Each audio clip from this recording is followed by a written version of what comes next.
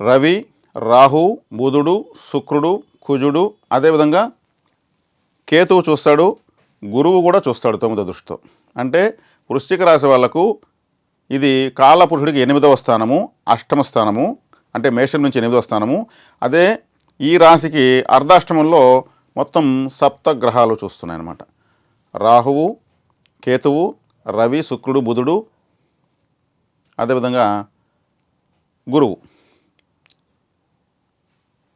కాబట్టి ఇన్ని గ్రహాల కలయిక అక్కడ జరుగుతూ ఉంది. కాబట్టి 4వ స్థానంలో ఉండడం వల్ల శుభ అశుభ మిశ్రమంగా ఉంటుంది. అంటే ఇక్కడ ఈ రాశికి బుధుడు, శుక్రుడు మంచి గ్రహాలు కారు. గురువు, కుజుడు, రవి మంచి గ్రహాలు. 10వ ఇంటి వాడు రవి 4వ ఇంట్లో ఉన్నాడు. అంటే ఈ రాశికి కేంద్రాధిపతి మరో కేంద్రంలో ఉన్నాడు, మంచిదే. అదేవిధంగా ఈ రాశికి రాహు మంచివాడు కాదు. అదేవిధంగా రాశ్యాధిపతి కుజుడు మంచివాడే.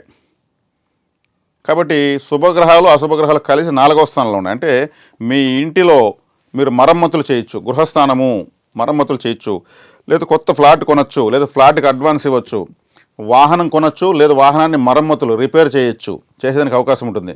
అంటే 4వ స్థానం అంటే ఏం లేదు, గృహము, స్వగ్రామము, మీరు వేసే బట్టలు, మీ ఇల్లు, ఆస్తులు, విద్య, బంధువులు, ఇవన్నీ వస్తాయి. వీటన్నిటిలో మీకు మార్పులు చేర్పులు, దీనికి కావాల్సిన ఖర్చులు, అభివృద్ధి, లేదు అవసరానికి ఇటువంటి వాటిని అమ్మడము, లేదా మీ ఊరులో మీకు కొన్ని సమస్యలు వచ్చి వాటిని అధిగమించేటువంటి శక్తి రావడం.